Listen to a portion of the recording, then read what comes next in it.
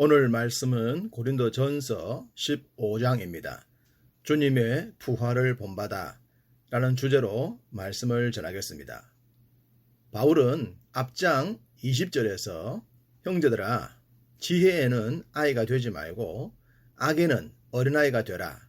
지혜에는 장성한 사람이 되라고 했습니다. 지혜가 뭘까요? 앞장의 말씀을 근거로 정리한다면 덕을 세우는 것, 질서를 지키는 것, 화평을 이루는 것이라고 하겠습니다. 사람이 살아가는 데 필요한 기본 중에 기본이라고 할 수 있죠. 더불어 함께 살아가는 세상에서 사람이 지켜야 할 것들이 지켜져야 사람답게 살 수 있는 것입니다.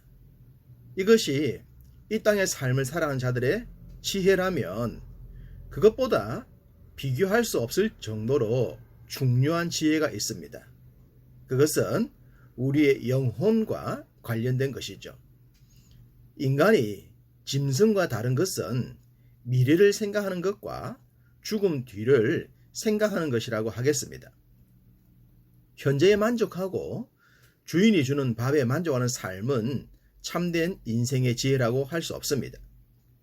짐승은 죽으면 끝이지만 사람은 죽음으로 끝나지 않기 때문입니다.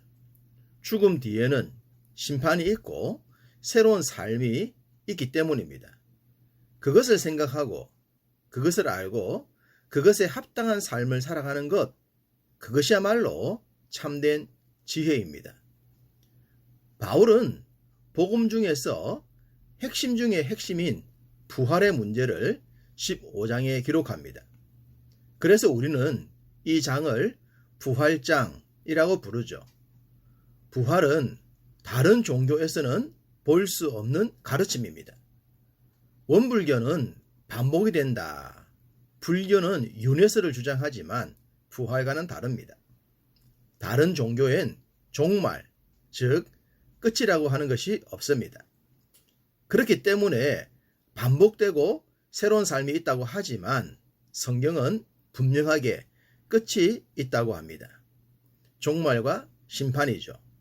이것을 볼 수 있는 지혜가 참 지혜입니다. 바울은 부활에 대한 말씀을 전하면서 먼저 예수 그리스도에 대한 이야기를 합니다. 3절과 4절에 성경대로 그리스도께서 우리 죄를 위하여 죽으시고 장사 지낸 바 되었다가 성경대로 사흘 만에 다시 살아났다고 말합니다.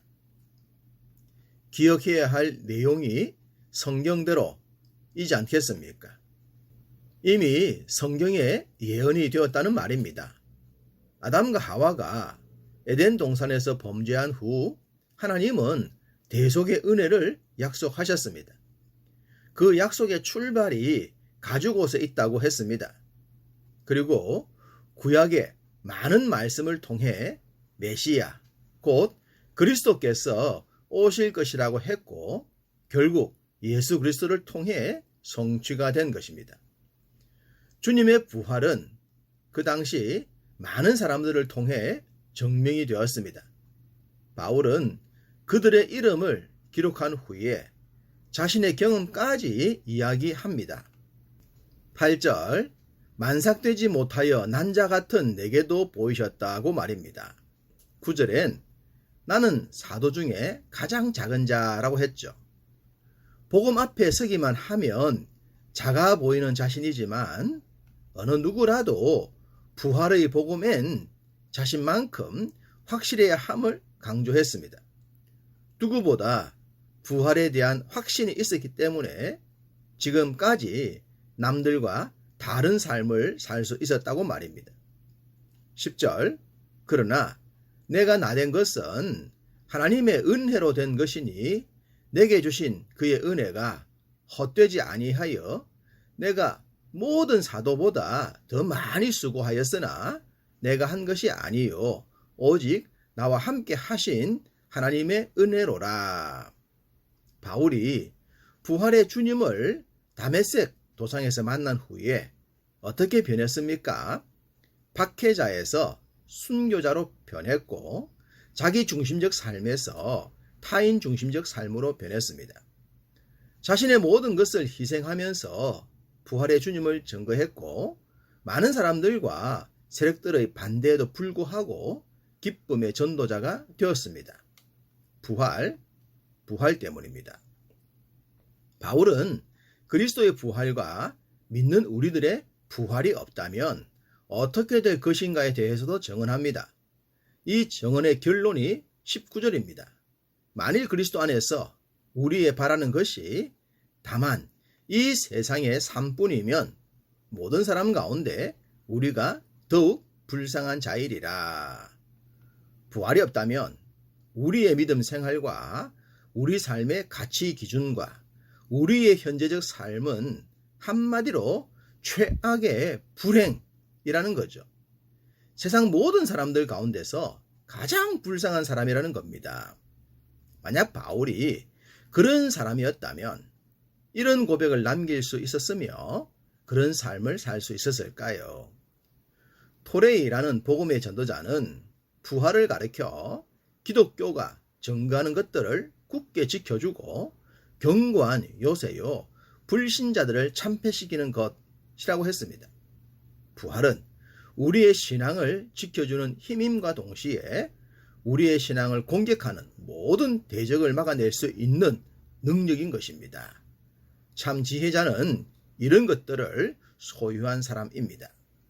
20절 그리스도께서 죽은 자 가운데서 다시 살아나사 잠자는 자들의 첫 열매가 되셨다고 합니다.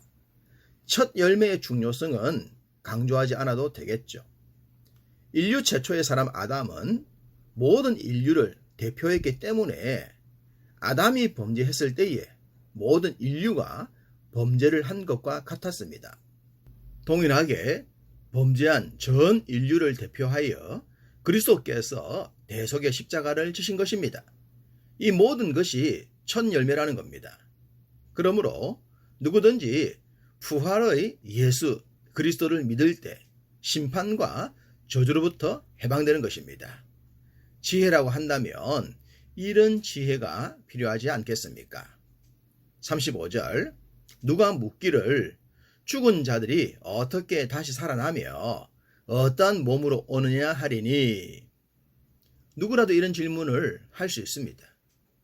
이런 질문을 하는 사람은 마치 나사로처럼 눈에 보이는 부활을 염두에 둡니다. 간혹 우리 주변에 죽음 뒤에 사후세계를 경험했다는 자들이 있죠. 그런 식의 부활로 생각합니다. 죄송하지만 성경이 말씀하시는 부활은 그런 것이 아닙니다. 만약 그런 부활을 얘기한 것이라면 불교나 원불교의 가르침과 무슨 차이가 있겠습니까? 인생은 종말, 즉 죽음으로 육신의 삶은 완전히 끝납니다. 48절 무릇 흙에 속한 자들은 저 흙에 속한 자와 같고 무릇 하늘에 속한 자들은 저 하늘에 속한 이와 같으니. 땅의 삶과 죽음 이후의 삶이 다르다는 말씀입니다. 땅의 삶이 반복되는 것이 아니라는 것이죠. 그래서 50절에 혈과 육은 하나님 나라를 이어받을 수 없고 또한 썩는 것은 썩지 아니한 것을 유업으로 받지 못한다고 한 것입니다. 부활과 죽음 이후의 삶을 땅의 삶으로 오해하지 말라는 겁니다. 만약 땅과 같은 삶의 반복이라면 땅에서 고생하고 힘들게 살았던 자들이 과연 좋아하겠습니까? 부활은 땅의 삶과 전혀 다른 세계입니다. 51절 보라 내가 너희에게 비밀을 말하노니 우리가 다 잠잘 것이 아니요 마지막 나팔에 순식간에 호련히 다 변화되리니. 완전히 새로운 변화, 그것이 부활입니다. 그래서 새로운 시작이라고 하는 것이죠. 55절 사망아 너의 승리가 어디 있느냐? 사망아 내가 쏘는 것이 어디 있느냐? 사탄의 최고 무기가 죽음인데 이 죽음의 권세를 이기는 것이 부활입니다. 더 이상 사탄이 죽음이 우리를 주관할 수 없게 됩니다. 얼마나 멋집니까? 비록 이 땅에서 면면치 못한 삶을 살더라도 믿음의 삶엔 결과가 승리입니다. 57절 우리 주 예수 그리스도로 말미암아 우리에게 승리를 주시는 하나님께 감사하노라. 할렐루야. 승리를 지향하는 삶, 그것이 바로 부활의 신앙입니다. 이 신앙이 여러분의 전부가 되기를 바라며 이 확신이 여러분의 매일의 삶을 승리로 이끄시기를 주님의 이름으로 축복합니다.